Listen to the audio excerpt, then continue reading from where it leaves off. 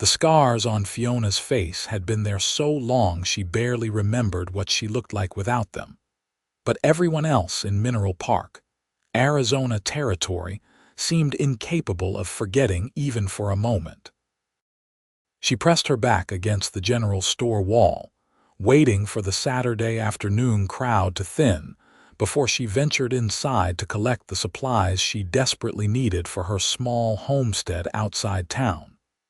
It was June 1878, and the Arizona heat beat down mercilessly on the dusty streets. Fiona pulled her wide-brimmed hat lower, though it did little to hide the twisted flesh that ran from her left temple down to her jaw, a souvenir from the house fire that had killed her parents when she was 12. She was 23 now, and the looks hadn't gotten easier to bear. If anything, they had grown worse as she aged and remained unmarried, a spinster in a town where women were scarce and most married by 18. She watched Mrs. Henderson emerge from the store with her 2 daughters, both of whom immediately spotted Fiona and whispered to each other behind gloved hands. Fiona's stomach clenched, but she kept her expression neutral. She had learned long ago that showing pain only invited more of it. "Fiona Johnson, Mrs. Henderson said with false brightness. "How unexpected to see you in town. I thought you preferred to keep to yourself out on that little patch of dirt." "I need supplies, Mrs. Henderson, same as everyone." Fiona's voice was steady, though her heart hammered against her ribs. Of course, of course." "Such a shame about your situation. A woman alone, no prospects, if only you were more." Mrs. Henderson gestured vaguely at her own face.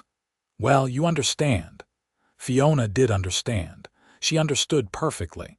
She was unlovable, unmarriageable, suitable only for pitying glances and cruel whispers. She had accepted this truth years ago, built her life around it. Her small homestead was enough. Her garden, her chickens, her solitude. She needed nothing else. She certainly didn't need love. The Henderson women finally moved on, and Fiona slipped into the store. Mr. Garrett, the proprietor, was kind enough in his way. He didn't stare, at least not obviously. "Miss Johnson," he greeted her. "Your usual order." "Yes, please, and I'll need extra flour this month. I'm hoping to do some baking." "Extra flour it is." He began gathering items from the shelves. "Say, there was a man in here earlier asking about homesteads in the area. Big fellow, mountain man type. Said he was looking to settle down after years of trapping up north. I mentioned your place borders some unclaimed land to the east." Fiona's hands tightened on her reticule. "I see. Name's Daniel Preston. Seemed decent enough if a bit rough around the edges. Thought you should know, in case you see someone poking around. Thank you for the warning." She paid for her supplies quickly, loading them into the wagon she had parked behind the store. The idea of a neighbor unsettled her. Her isolation was her protection. She didn't want anyone close enough to see her daily, to be reminded constantly of her presence. The ride back to her homestead took just over an hour. Her property sat in a small valley with a reliable creek running through it, one of the reasons she had been able to purchase it cheaply with the small inheritance her parents had left. The land wasn't much, but it was hers, and she had made it bloom through sheer determination. She was unloading the wagon when she heard the horse approaching. Fiona tensed, her hand moving instinctively to the rifle she kept nearby. A lone woman couldn't be too careful. The man who rode into view was enormous, easily 6 feet 4 inches tall with shoulders that seemed as broad as her doorframe. He had dark hair that touched his collar, a thick beard, and eyes that were an unusual shade of green even from a distance. He wore buckskins and furs despite the heat, and his horse was a massive roan that looked like it could carry him through any terrain. "Madam," he said, removing his hat. His voice was deep and rough, like stones tumbling in a river. "Name's Daniel Preston. I'm looking at the land east of here." Wanted to introduce myself, seeing as we'd be neighbors. Fiona kept her face angled away, showing him her unmarred right side. Fiona Johnson. The land you're looking at is difficult. Rocky soil, not much water except what you can carry from the creek. I've worked harder land. He swung down from his horse with surprising grace for such a large man. Spent 15 years in the Rocky Mountains. This is practically paradise compared to that. She wanted him to leave, to take his measuring gaze and his deep voice and go somewhere far away from her sanctuary. I prefer my privacy, Mr. Preston. I won't be a borrowing sugar kind of neighbor. Suits me fine. I'm not much for socializing myself. He studied her property with what appeared to be genuine appreciation. You've done good work here. That garden didn't happen by accident. Despite herself, Fiona felt a small flush of pride.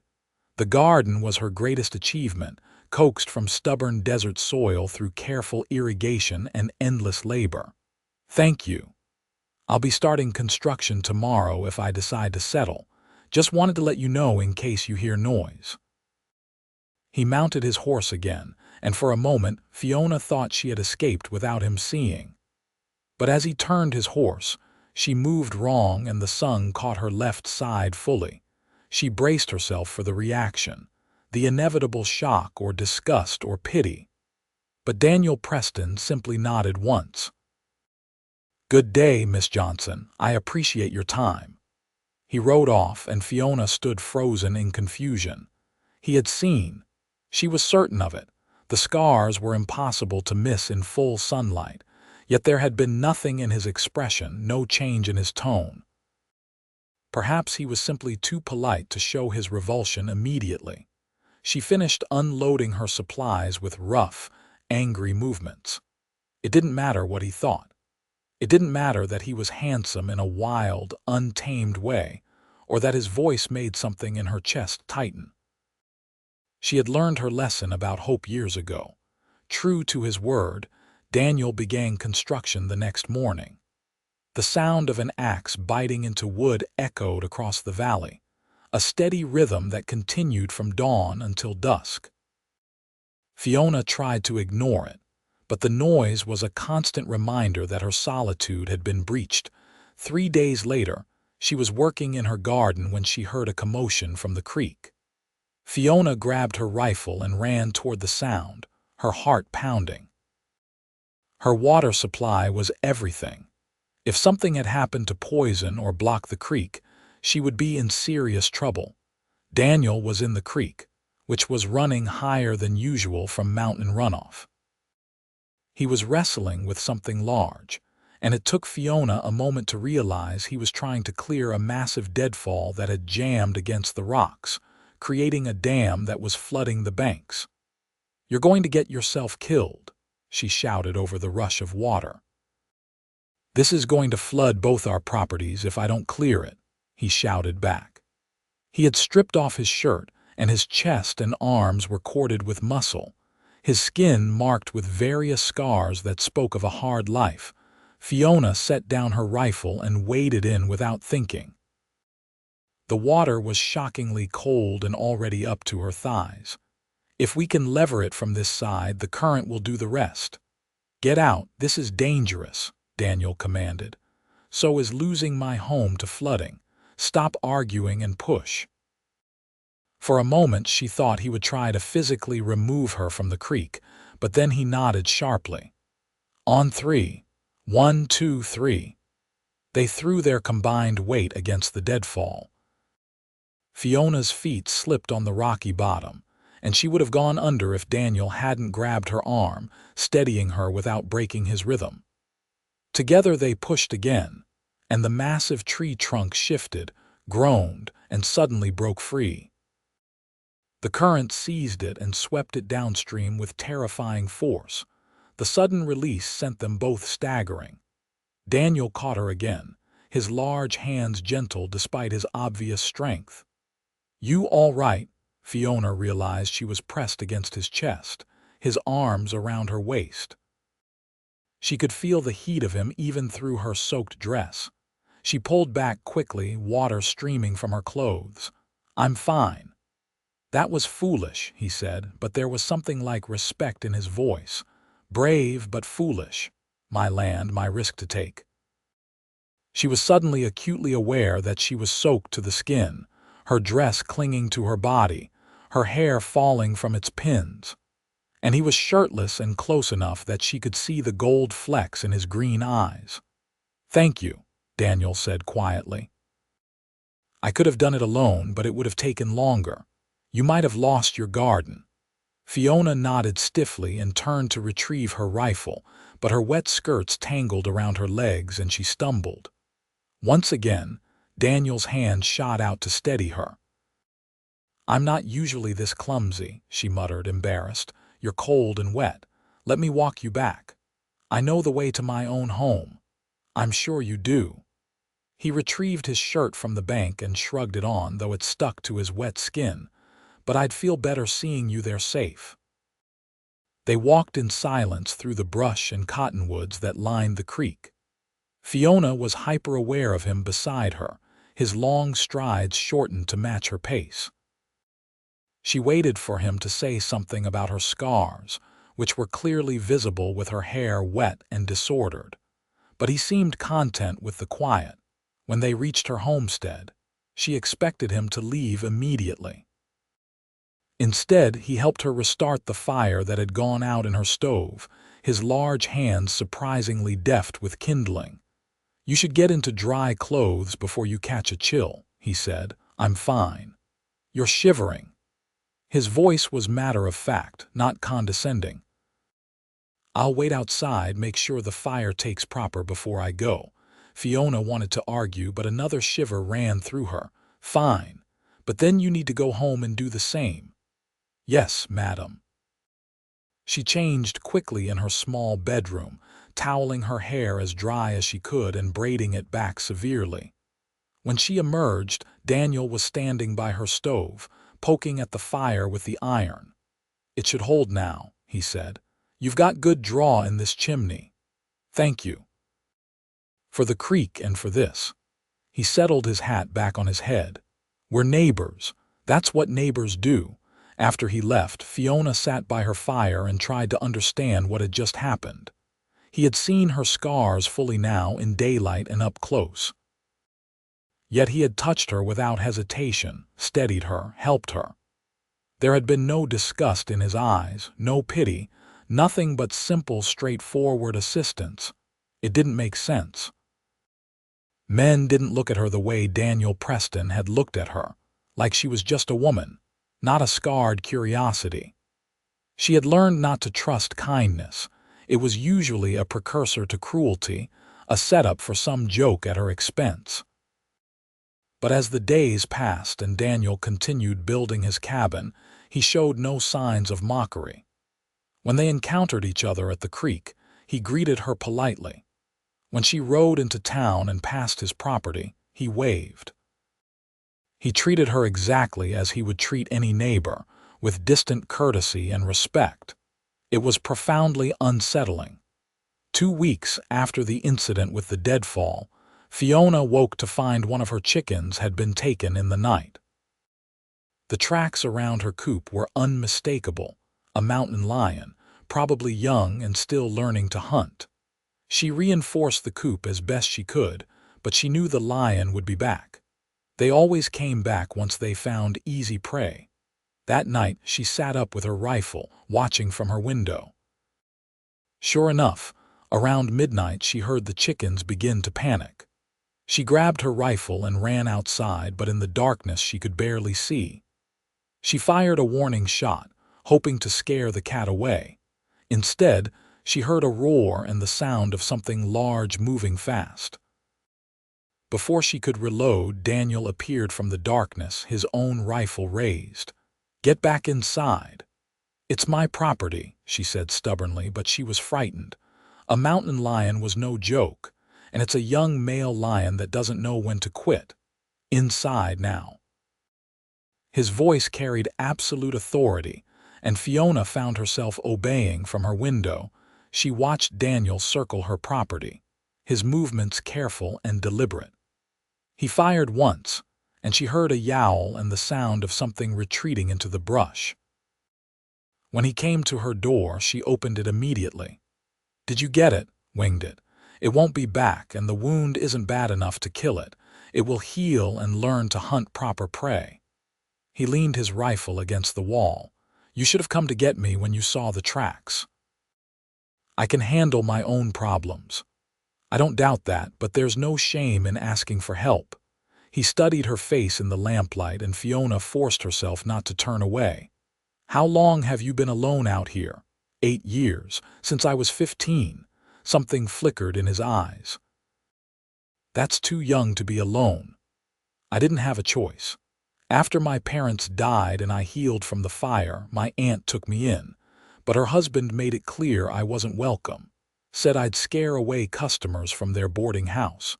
So I used my inheritance to buy this land, and I've been here since."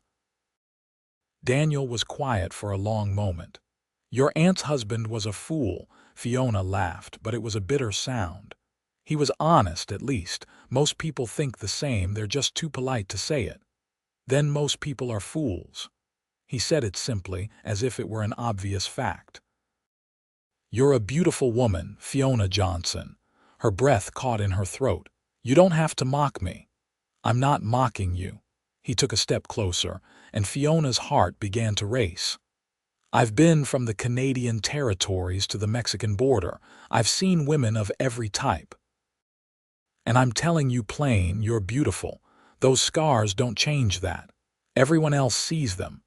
Then everyone else is looking wrong." He reached out slowly, giving her plenty of time to pull away, and brushed his thumb along her scarred cheek. His touch was gentle, reverent even. "I see a woman who survived a fire that killed her parents. I see someone who built a life from nothing at 15 years old. I see strength and courage and grace. The scars are just proof of what you survived." Fiona felt tears burning in her eyes. "Stop." "Why?" "Because no one's ever told you the truth before." His hand cupped her face, his palm warm against her skin. "I'm not a man who plays games or tells pretty lies. When I say you're beautiful, I mean it." "I don't understand." Her voice was barely a whisper. "Why would you say these things?" "Because I want to court you, Fiona, if you'll let me." The world seemed to tilt beneath her feet. Court her? This mountain of a man who could have any woman he wanted to court her. It had to be a joke, a cruel trick. "This isn't funny," she said, pulling away from his touch. Pain flashed across Daniel's face. "You think I'm joking? What else could it be? Men don't want women who look like me. They want pretty, unmarked wives who will make them look good. I learned that lesson years ago." "What men?" Daniel's voice had gone hard. "What happened?" Fiona wrapped her arms around herself. "When I was 17, there was a man. He worked at the ranch north of here. He was kind to me, or so I thought. He said he didn't mind the scars. We walked out together 3 times. And then I learned he had been doing it on a bet. His friends had wagered he couldn't get the scarred Johnson girl to fall for him. They all had a good laugh when I found out." Daniel's jaw clenched so tight she could see the muscle jumping. "Give me his name." "It doesn't matter. He left the territory years ago. And he taught me a valuable lesson about hope and trust." She met his eyes. "So forgive me if I don't believe you. I'm not him." Daniel's voice was rough with emotion. "I'm not some boy looking for a laugh. I'm a 31-year-old man who has lived hard and seen enough of the world to know value when I see it. And I see it in you. You barely know me. I know you're not afraid of hard work. I know you're brave enough to throw yourself into a flooded creek to save your land. I know you sit up at night protecting your chickens instead of just writing them off as a loss. I know you've built something real out here against all odds." He took a breath. "And I know that when you smile, which you don't do near enough, it lights up your whole face and makes my chest feel tight." Fiona wanted desperately to believe him, but fear held her back. "I can't. Can't or won't, does it matter?" "Yes." He picked up his rifle. "But I'm a patient man, Fiona. I spent 15 years in the mountains learning to wait for what I want. I can wait for you to trust me." After he left, Fiona sat down heavily in her chair, her whole body shaking. She pressed her hands to her scarred cheek, feeling the familiar ridges and valleys of damaged skin. Beautiful, he had called her. He had touched her scars like they were precious. She didn't sleep that night, turning his words over and over in her mind. By morning, she had convinced herself it had to be some kind of misunderstanding. Perhaps he was lonely and she was simply convenient. Perhaps he felt sorry for her. Perhaps 1,000 things, but certainly not that he genuinely found her attractive. The next day, she found a basket on her porch. Inside were fresh trout from the creek and a handful of wildflowers. There was no note, but she knew who had left them. The day after that, she discovered he had repaired a section of her fence that had been sagging.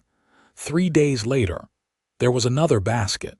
This time with wild strawberries he must have walked miles to find. Fiona didn't know what to do with these gestures. She hadn't been courted before, not really. The ranch hand hadn't courted her so much as played with her like a cat with a mouse, but this felt different. Daniel's gifts were thoughtful, practical. He wasn't trying to dazzle her with things she didn't need.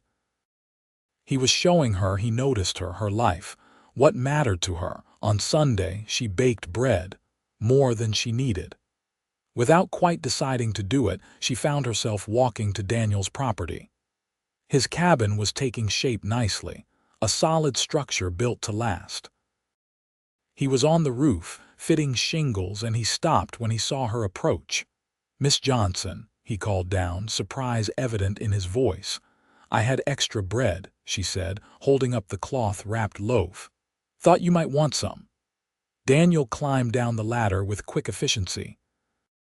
"That's kind of you." They stood awkwardly for a moment. Up close, Fiona could see sawdust in his beard and sweat on his brow.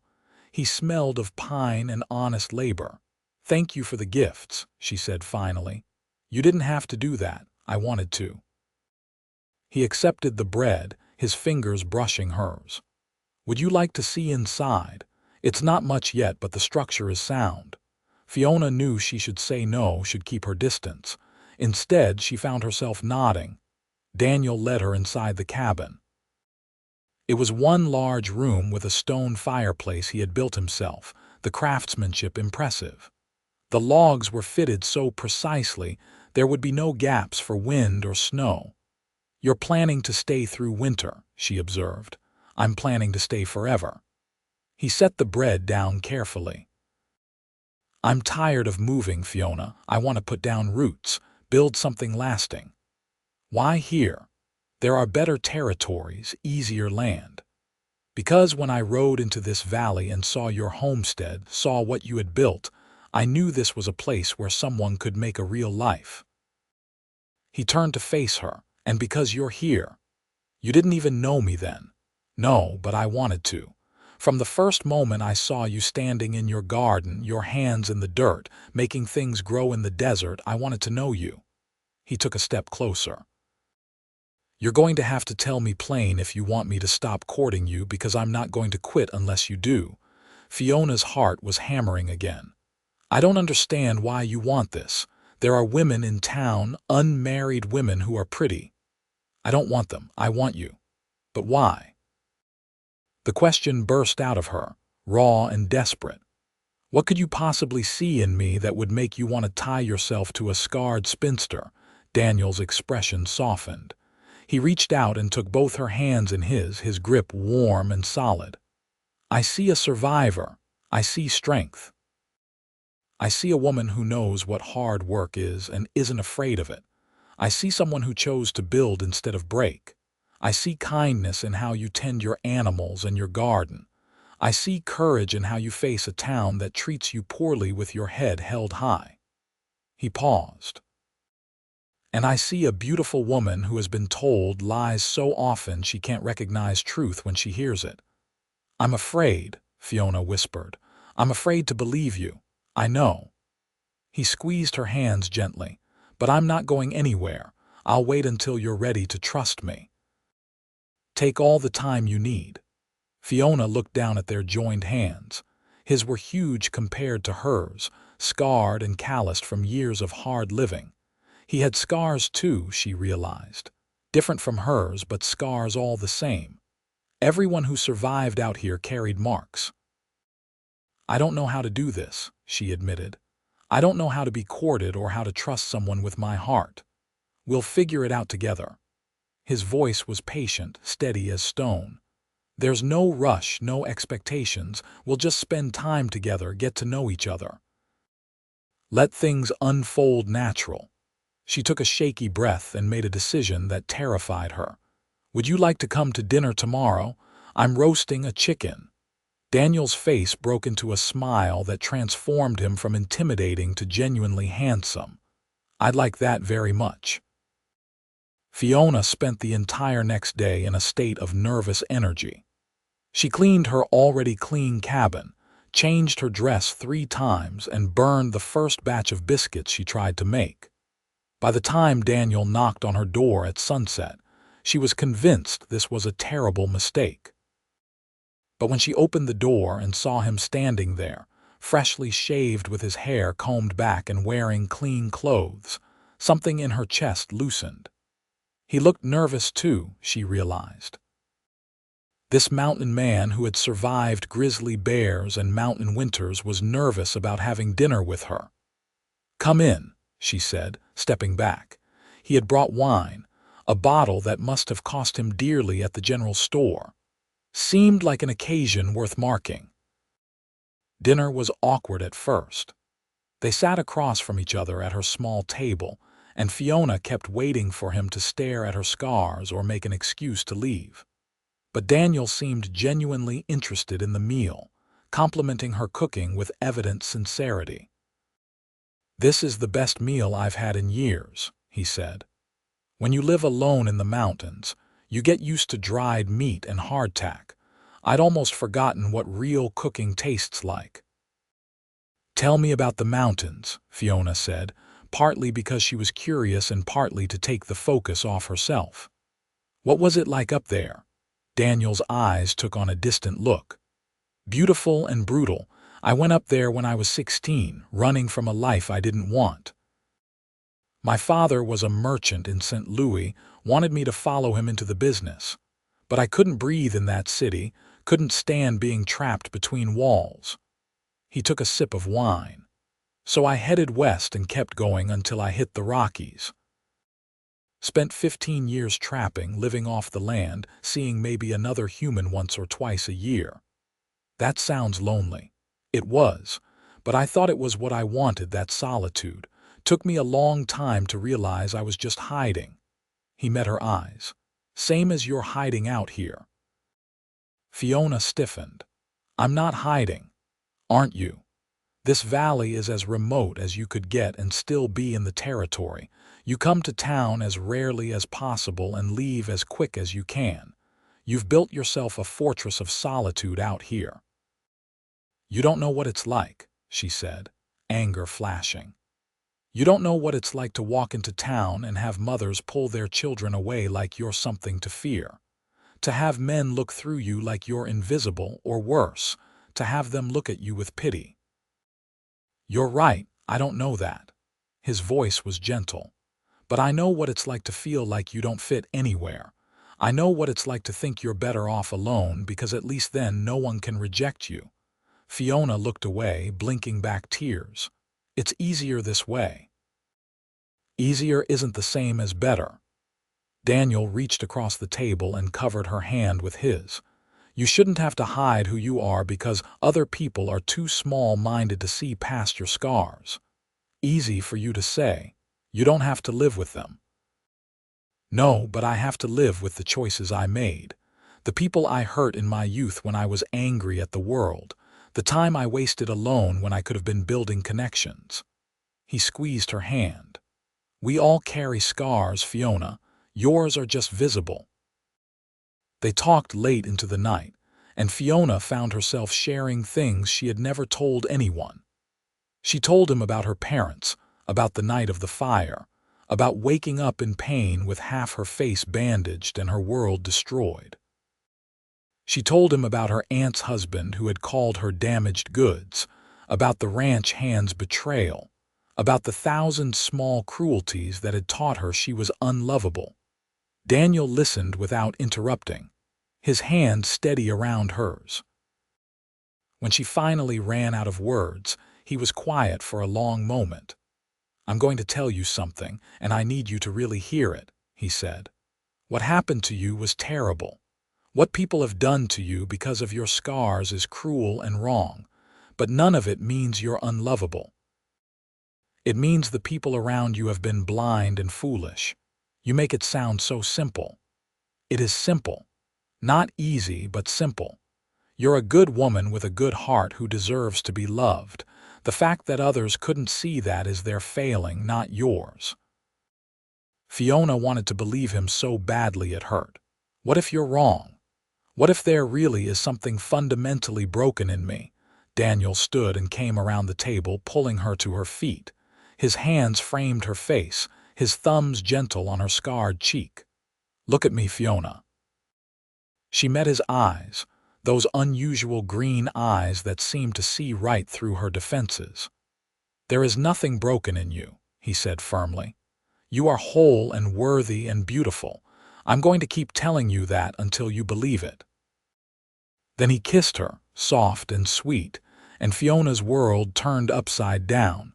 She had never been kissed before, had never thought anyone would want to kiss her. But Daniel's lips were warm against hers, his touch gentle despite his obvious strength. He kissed her like she was precious, like she was something to be treasured. When he pulled back, Fiona was shaking. "I don't know what I'm doing." "Neither do I," Daniel admitted with a soft laugh. "I haven't courted a woman since I was a boy. We'll figure it out together." After that night, they fell into a pattern. Daniel would work on his cabin during the day, and in the evenings they would share meals, alternating between their homes. They talked about everything and nothing, sharing their pasts and their hopes for the future. Daniel told her about the wilderness, about tracking animals and reading weather and surviving in conditions that would kill most men. Fiona told him about coaxing life from difficult soil, about the satisfaction of harvest, about the peace she found in simple, hard work. Slowly, carefully, Fiona began to trust. She began to believe that Daniel meant what he said, that he truly saw her as beautiful. He touched her often, casual touches that spoke of affection and comfort. A hand on her back, fingers brushing her arm, his shoulder against hers as they sat on her porch watching the sunset. He touched her scarred cheek as naturally as her unmarred one, showing with actions that the scars didn't matter to him. One evening, about 2 months after that first dinner, they were sitting by the creek watching the stars come out. Fiona was leaning against Daniel's shoulder, comfortable in a way she had never been with another person. "I need to go into town tomorrow," she said reluctantly. "I'm nearly out of sugar and salt." "I'll come with you," Fiona tensed. "You don't have to do that." "I know, but I want to. Besides, I need to order some things from the catalog. We can make a day of it." The thought of walking through Mineral Park with Daniel made Fiona's stomach clench with anxiety. People would stare, would whisper. They would wonder what a man like Daniel was doing with a woman like her. They would probably think he was touched in the head or had some ulterior motive.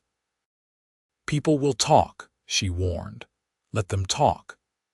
Daniel's arm tightened around her shoulders.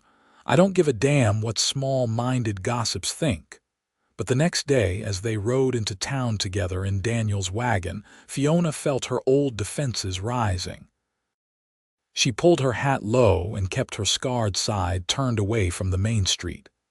Daniel noticed and frowned, but didn't comment. Inside the general store, Mrs. Henderson and her daughters were examining fabric. They looked up when Fiona and Daniel entered, and Fiona saw the shock register on their faces. "Fiona Johnson," Mrs. Henderson said, her eyes darting between Fiona and Daniel with obvious curiosity. "And you must be the mountain man Mr. Garrett mentioned. Mr. Preston, was it?" "That's right." Daniel's voice was polite but distant. "We're here for supplies." "I see." Mrs. Henderson's gaze sharpened with malicious interest. "How nice that Fiona has found a friend. I imagine it gets lonely out there all by herself." "Miss Johnson won't be by herself much longer," Daniel said calmly. "We're getting married come fall." The words hit Fiona like a physical blow. She turned to stare at Daniel, her mouth open in shock. He hadn't proposed. They hadn't discussed marriage. What was he doing? Mrs. Henderson looked equally shocked. "Married." "But I thought, that is, we all assumed that Fiona would remain unwed given her, well, her situation." "Her situation?" Daniel's voice had gone dangerously quiet. "What situation would that be?" Mrs. Henderson gestured vaguely at Fiona's face. "Well, you know, the scars." "Most men wouldn't, that is to say. It's difficult for a woman in her condition to find a husband." "I see." Daniel moved closer to Fiona, his hand settling on the small of her back. "Well, I'm not most men. I'm a man who recognizes quality when I see it. Miss Johnson is the finest woman in this territory, and I count myself blessed that she's agreed to be my wife." Fiona found her voice. "Daniel, we should go," he nodded once. "Mr. Garrett will collect our supplies and be on our way." The ride home was silent. Fiona was trembling with a mixture of emotions she couldn't name. Anger, confusion, fear, and underneath it all, a tiny flicker of hope she was terrified to acknowledge. When they reached her homestead, Daniel helped her down from the wagon. "I'm sorry." "For what?" "Lying about us getting married or embarrassing me in front of the biggest gossip in the territory." Fiona's voice was sharp with hurt. "For not asking you properly first." Daniel ran his hand through his hair, looking frustrated. "That woman made me so angry, talking about you like you're damaged goods. I wanted to make it clear that you're not. That someone wants you, values you. So you lied to defend my honor. That doesn't make it better, Daniel." Fiona wrapped her arms around herself. "Now everyone in town is going to be talking about how the scarred Johnson girl trapped the mountain man into marrying her out of pity. No one who matters will think that." Daniel took a step toward her. "And it wasn't a lie, or it doesn't have to be." Fiona's heart stopped. "What?" "Marry me, Fiona." Daniel dropped to one knee right there in the dust of her yard. "I know I'm doing this all wrong. I should have courted you longer, should have asked romantic, like with flowers and pretty words. But I'm not a romantic man. I'm a simple man who knows what he wants, and I want you." "You can't possibly mean this." "I've never been more serious about anything in my life." He took her hand, his grip warm and steady. "I love you, Fiona Johnson. I love your strength and your courage. I love how you make things grow in impossible places. I love how you stand tall even when the world tries to make you small. I love your smile and your laugh and the way you bite your lip when you're concentrating. I love you, scars and all, exactly as you are." Tears were streaming down Fiona's face. "You love me, with everything I am." He reached up to wipe her tears with his thumb. "I know you're scared. I know you've been hurt. But I swear to you on my life I will spend every day proving that you're worthy of love. Say yes, Fiona. Build a life with me." Fiona looked down at this huge man kneeling in the dust before her, offering her everything she had ever wanted and been afraid to dream of. He looked at her like she was precious, like she was beautiful, like she was worth crossing mountains and territories for. "Yes," she whispered. Then louder, "Yes, I'll marry you." Daniel stood and swept her into his arms, lifting her off her feet and spinning her around. When he set her down, he kissed her, deep and passionate, and Fiona kissed him back, pouring all her hope and fear and desperate love into it. When they finally broke apart, both breathing hard, Daniel pressed his forehead to hers. I'm going to make you happy, Fiona, I swear it. You already do, she admitted. You make me feel like I'm worth something, like I'm not just the scarred woman everyone pities. You're the woman I love. The woman I'm going to marry. The woman I'm going to build a life with. He kissed her forehead, her cheeks, her scars, her lips. My woman. They were married 6 weeks later by a circuit preacher who came through Mineral Park. Fiona wore a simple blue dress she had made herself, and Daniel wore his best clothes, his hair and beard neatly trimmed. They spoke their vows in front of a handful of witnesses, mostly Daniel's acquaintances from town who had come out of curiosity more than friendship. Mrs. Henderson attended, her face pinched with disapproval. But Fiona barely noticed. She was too focused on Daniel, on the way he looked at her like she was the only person in the world, on the way his voice shook slightly as he promised to love and cherish her for the rest of his days. When the preacher pronounced them husband and wife, Daniel kissed her thoroughly, not caring who was watching. Fiona heard gasps from the small crowd, but she didn't care either. Let them gasp. Let them whisper. She was loved, truly loved, perhaps for the first time in her life. Their wedding night was tender and patient. Daniel took his time, showing Fiona with his hands and mouth and body that she was beautiful to him.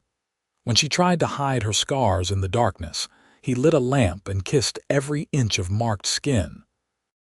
"Don't hide from me," he murmured against her throat. "I want to see all of you." "I'm not beautiful," she whispered, old fears rising. "You are to me, you're everything to me." He kissed her scarred cheek, her twisted flesh, the ridges and valleys of burned skin. "These scars are part of you, and I love every part of you." Fiona cried then, not from sadness but from the overwhelming relief of being truly seen and accepted. Daniel held her close, whispering words of love and comfort until her tears subsided. Then he made love to her slowly, reverently, showing her with every touch that she was precious and desired. Afterward, as they lay tangled together in the darkness, Fiona traced the scars on Daniel's chest. "Tell me how you got these." "That one's from a grizzly that took exception to me being near her cubs. That one's from a knife fight with a drunk trapper who thought I had stolen his furs. That one's from a fall when I was climbing rocks and got careless." He caught her hand and kissed her fingers. "Every scar has a story. They're marks of survival, proof we lived through hard things." "I never thought of it that way." "That's because you've been listening to fools. Scars aren't shameful. They're just proof you survived something that could have killed you." He pulled her closer. "Your scars tell me you're strong. They tell me you've been through fire, literally and in every other way, and you came out the other side. That's nothing to hide." Fiona kissed him, pouring her gratitude and love into it. "I don't know what I did to deserve you. You existed. You survived. You became the woman you are." Daniel's arms tightened around her. "That's more than enough." They combined their homesteads, building a new, larger cabin that sat between their two properties. Daniel proved to be as skilled at farming as he was at trapping and building. Together, they expanded the garden, added more chickens, and even got a milk cow that Daniel won in a card game in town. Life fell into a rhythm that was both peaceful and fulfilling. Fiona had never been happier. Daniel's constant presence, his easy affection and unwavering support, slowly chipped away at the walls she had built around her heart. She began to believe, truly believe, that she was lovable, but old fears died hard. 4 months into their marriage, Fiona made the mistake of going into town alone. Daniel had been delayed helping a neighbor fix a wagon wheel, and Fiona didn't want to wait. She needed fabric for a dress and some other supplies that couldn't wait. She was in the general store when she overheard Mrs. Henderson talking to another woman. They didn't realize Fiona was in the back aisle, close enough to hear every word. "It's such a shame about Daniel Preston," Mrs. Henderson was saying. He seemed like such a capable man. I can't imagine what possessed him to marry that scarred creature. Perhaps he felt sorry for her, the other woman suggested. Some men have an overdeveloped sense of charity. Or perhaps he needed a wife quickly for some reason, and she was the only one desperate enough to take him. There must be something wrong with him that we don't know about. Why else would he choose her when he could have had his pick of normal women? Fiona felt like she had been punched in the stomach. All her old insecurities came rushing back. What if they were right? What if Daniel had only married her because she was convenient, or because he felt sorry for her? What if the love she thought she saw in his eyes was really just pity? She left the store without buying anything and rode home in a daze. By the time she reached their cabin, she had worked herself into a state of near panic. Daniel was waiting for her, and his face fell when he saw her expression. "What happened? Are you hurt? Why did you marry me?" The question burst out of her. "Tell me the truth, Daniel. Was it pity? Was I just convenient? Are you going to wake up one day and regret tying yourself to a scarred woman?" Daniel's expression shifted from concern to understanding to anger. "Who said something to you? Was it that Henderson woman?" "It doesn't matter who said it. Just answer the question." "I married you because I love you. I've told you this 100 times. But why?" Fiona was crying now, hating herself for her weakness but unable to stop. "Why would someone like you love someone like me? It doesn't make sense." Daniel crossed the distance between them in 2 long strides. He gripped her shoulders, not roughly but firmly. "Listen to me. I married you because you're the strongest, bravest, most remarkable woman I've ever met. I married you because when I'm with you, I'm home for the first time in my life. I married you because I can't imagine spending my days with anyone else. But the scars are part of you. I love them because they're part of the woman I love. How many times do I have to tell you this before you believe it?" "I want to believe it," Fiona sobbed. "I do. But I'm so scared. I'm scared you're going to realize you made a mistake. I'm scared I'm not enough." Daniel pulled her into his arms, holding her tight against his chest. "You're more than enough. You're everything. And I'm going to spend the rest of my life proving it to you, however long that takes." He carried her to their bedroom and made love to her with a desperate intensity, as if he could somehow imprint his love on her body and soul. Afterward, he held her close and talked for hours, telling her again and again how much he loved her, how beautiful she was, how grateful he was that she was his wife. Slowly, Fiona's panic subsided. She realized that she needed to make a choice. She could keep listening to the cruel voices from her past, the ones that told her she was unlovable. Or she could choose to believe Daniel, to trust in the love she saw in his eyes every day. It wasn't an easy choice, and it wasn't one she made all at once. It was a daily decision, sometimes a moment-by-moment one, to believe that she was worthy of love. Daniel helped. He was endlessly patient with her fears and insecurities, never making her feel foolish for them. When she had bad days, when the old voices grew loud, he would hold her and remind her of all the reasons he loved her. When she had good days, he celebrated with her, his joy in her growing confidence evident. 6 months into their marriage, Fiona realized she was pregnant. The discovery filled her with a mixture of joy and terror. What if her child inherited her scars? What if people treated her baby the way they had treated her? She told Daniel that evening as they sat on the porch watching the sunset. His reaction was immediate and joyful. He swept her into his arms, laughing and spinning her around until she was dizzy and laughing too. "We're going to have a baby," he kept saying, wonder in his voice. "You're going to be a mother." But when the initial excitement faded, Daniel noticed the fear in Fiona's eyes. "What's wrong? Aren't you happy?" "I'm terrified," she admitted. "What if something's wrong with the baby? What if they're born with marks like mine?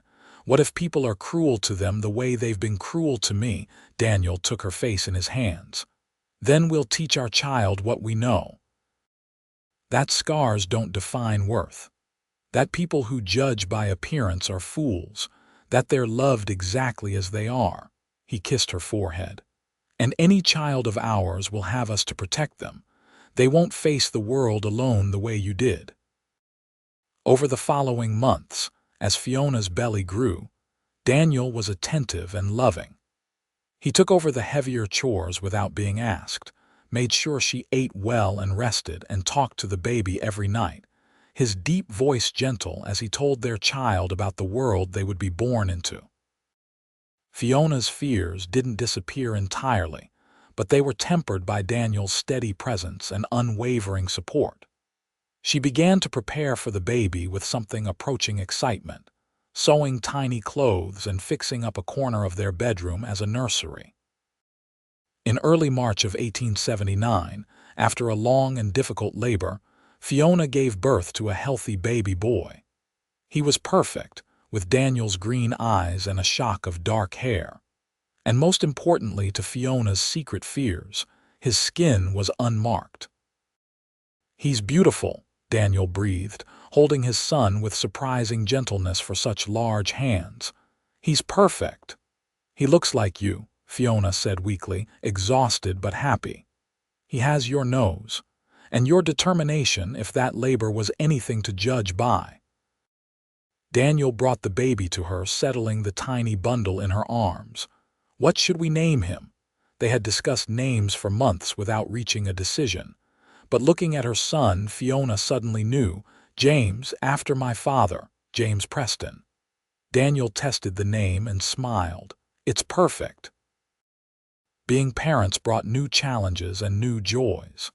James was a healthy, hungry baby who rarely slept through the night.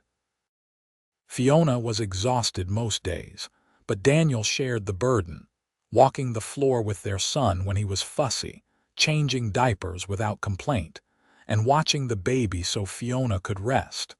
When James was 3 months old, Fiona decided it was time to brave town again. She needed supplies and wanted to show off her son, to prove to herself and everyone else that she had built a real family despite what they all thought of her. Daniel came with her, carrying James in the crook of his arm.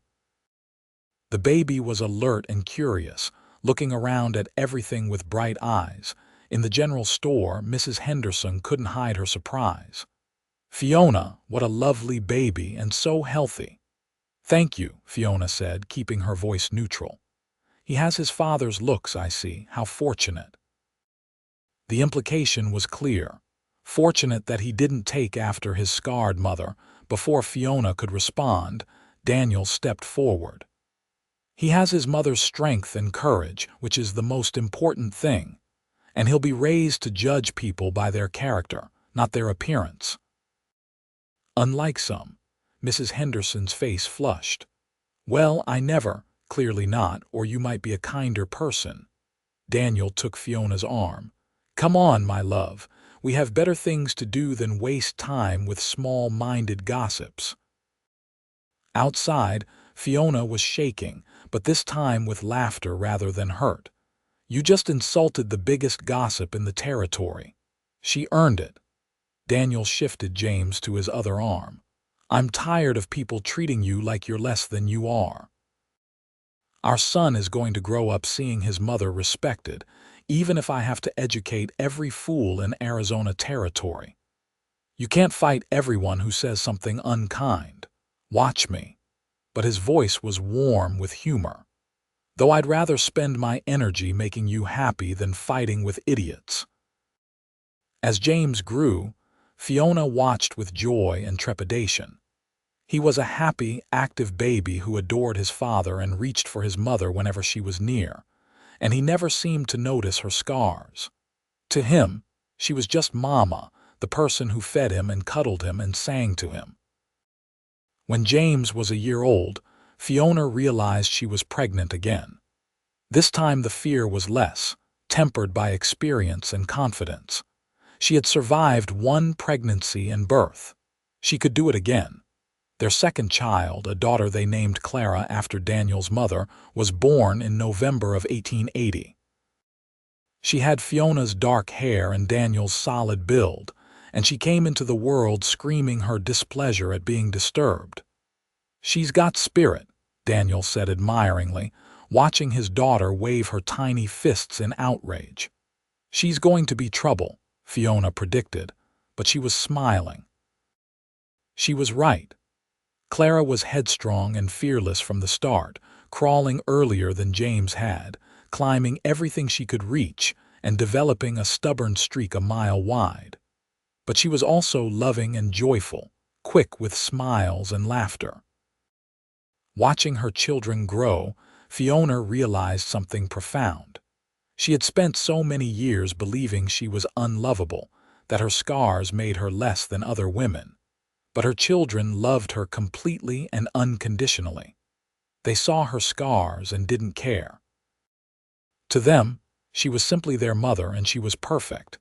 It was a healing thing, that unconditional love. It soothed wounds Fiona hadn't even realized still hurt. As the years passed, Fiona and Daniel's homestead prospered. They added more land, more animals, and eventually hired a young man to help with the heavier work. Their children grew healthy and strong, and their love for each other deepened with time and shared experiences. Fiona still had difficult days, times when the old insecurities would rear up. But they grew fewer and farther between, and Daniel was always there to remind her of her worth. On their 5th wedding anniversary, Daniel took Fiona up to a high meadow that overlooked their valley. The children were with the hired hand for the afternoon, giving them rare time alone. "I want to show you something," Daniel said, leading her to the edge of the meadow. Spread out below them was their homestead, the cabin and barns and fields they had built together. Smoke rose from the chimney, and Fiona could see their children playing in the yard, tiny figures from this distance. "That's our life," Daniel said, his arm around her waist. "Everything we built together. Do you remember 5 years ago when you thought you were unlovable? When you tried to convince me to leave you alone?" "I remember," Fiona said softly. "I'm so grateful you gave me a chance, that you trusted me enough to let me love you." He turned her to face him. "You've made me happier than I ever thought possible. You gave me a home, a family, a purpose. You gave me everything." "You gave me those things too," Fiona said, tears in her eyes. "You gave me a reason to believe in myself. You made me see that I was worth loving. You always were. I just helped you see it." He kissed her softly. "I love you, Fiona Preston. I loved you 5 years ago, I love you now, and I'll love you for the rest of my life." "I love you too," Fiona said, "more than I can ever put into words." They stood there as the sun set, watching their children play and the smoke rise from their chimney. Two people who had found each other against all odds and built something beautiful together. Life continued its steady rhythm. James grew into a thoughtful, serious boy who loved working the land with his father. Clara was wild and adventurous, always exploring and getting into mischief. When she was 5, Fiona gave birth to another son, Thomas, who was quiet and gentle and seemed to understand things beyond his years. The children grew up knowing they were loved, secure in the knowledge that their parents adored each other and would do anything for them. They saw their father treat their mother with respect and affection, never showing any awareness of the scars that still made some townspeople stare. To Daniel, Fiona was simply beautiful, and his children absorbed that truth. When James was 10, he came home from town angry. "Why do people stare at Mama? Why do they whisper about her?"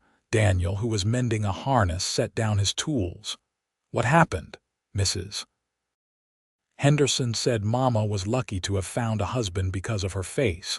"She said it like Mama wasn't good enough for you." James's hands were clenched into fists. "I wanted to hit her, but Mama said to ignore her. Your mother was right, Mrs. Henderson is a small, mean person who feels better about herself by making others feel worse. Daniel pulled James down to sit beside him. But I want you to understand something. I'm the lucky one. Your mother is the strongest, kindest, most remarkable woman I've ever known. Those scars she has, they're proof she survived something that would have broken a lesser person. They don't make her less beautiful. They make her more so because they show her strength. Then why do people act like they're bad? Because people are often fools who judge by appearances instead of character. But you don't have to be like them.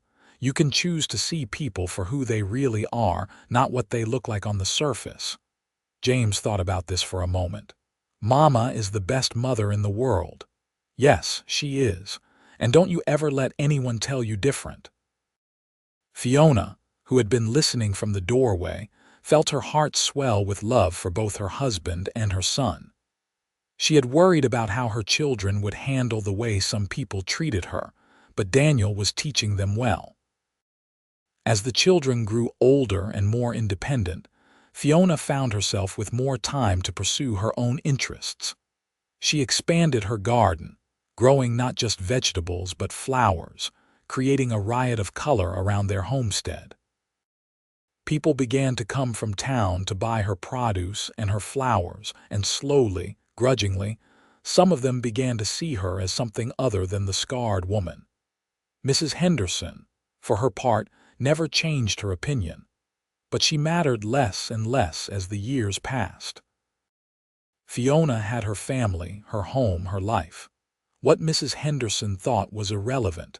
When Fiona was 35, 12 years after her marriage to Daniel, she realized she was pregnant again. She was surprised but not unhappy. Their other children were growing up quickly. James was nearly 14 and already taller than Fiona. Clara was 10 and as wild as ever. Thomas was 7 and still the quiet, thoughtful one. This pregnancy was harder than the others. Fiona was older now, and her body struggled more with the changes. Daniel was worried, hovering over her constantly until she had to shoo him away. "I'm not made of glass," she protested.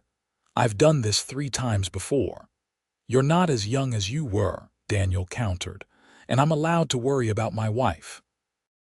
"You're going to drive me mad with all this fussing." But secretly, Fiona was touched by his concern. After 12 years of marriage, Daniel still looked at her like she was precious, still treated her like she was something to be cherished.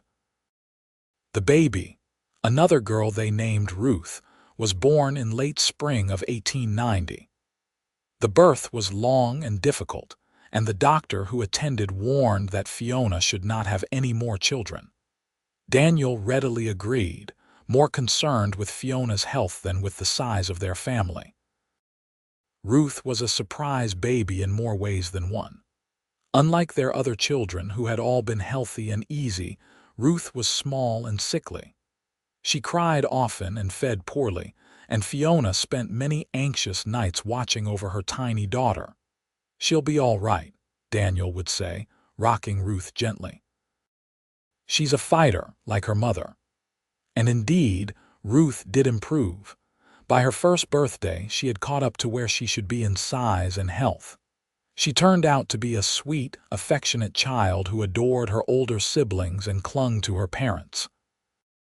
With 4 children, the homestead was lively and chaotic.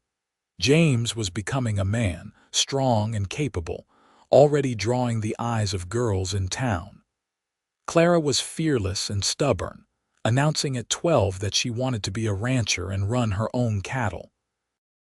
Thomas, at 10, was quiet and thoughtful, always with a book when he could get one.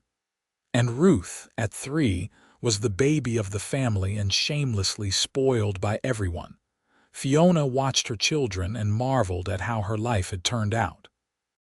She had thought she was destined to be alone, unloved and unlovable. Instead, she had a husband who adored her, 4 beautiful children, a thriving homestead, and a life full of love and purpose. One evening, as she and Daniel sat on their porch watching the sun set, she said, Do you ever think about how different our lives could have been? How do you mean? If you had ridden past my homestead that day, if you had settled somewhere else, if you had never met me. Daniel was quiet for a moment, then pulled her close. I don't think fate works that way. I think I was always meant to find you. We were always meant to build this life together. You don't really believe in fate. Maybe not. But I believe in us.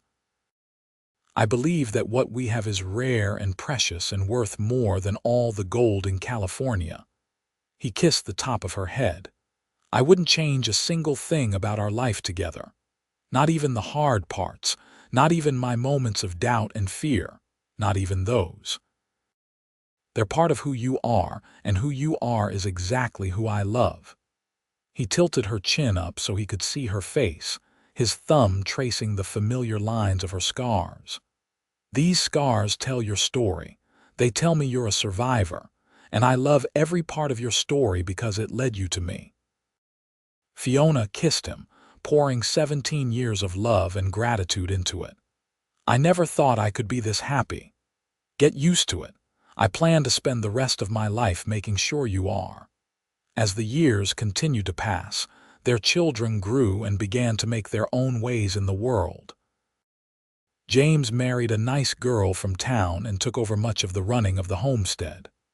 Clara, true to her word, started her own small ranch with cattle she had saved for years to buy. Thomas went east to college, wanting to be a teacher. And Ruth, their baby, grew into a lovely young woman who had inherited Fiona's way with plants and Daniel's steady strength. Fiona and Daniel grew older together, their love deepening with time.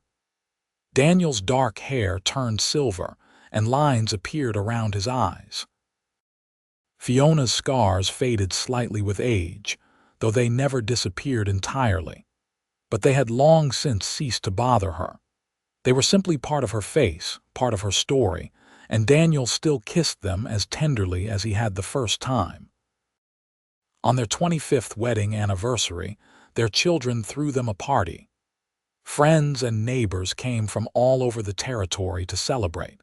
Even Mrs. Henderson attended, though she remained pinched and disapproving to the end. But Fiona barely noticed her. She was too busy celebrating with her family, watching her grandchildren play in the yard of the homestead she and Daniel had built together. James had given them 3 grandchildren, sturdy boys who adored their grandfather. Clara had recently gotten married and was expecting her first child. Thomas had brought home a young woman he was courting. And Ruth was there with her fiancé, a young rancher who looked at her the way Daniel looked at Fiona. As the sun set and the party wound down, Daniel pulled Fiona away from the crowd. They walked up to the high meadow where they had stood on their 5th anniversary, looking down at the life they had built. 25 years, Daniel said, his arm around her waist. Sometimes it feels like yesterday, and sometimes it feels like we've always been together. I can't imagine my life without you, Fiona said.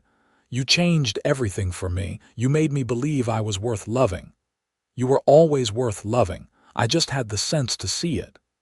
He turned her to face him, his hands framing her face. Thank you for trusting me with your heart. Thank you for building this life with me. Thank you for 4 amazing children and more happiness than one man deserves. I should be thanking you, Fiona said, tears in her eyes.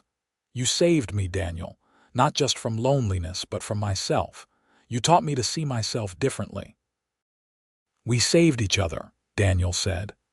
I was just as lost as you were, just as alone. We found each other and we built something beautiful together.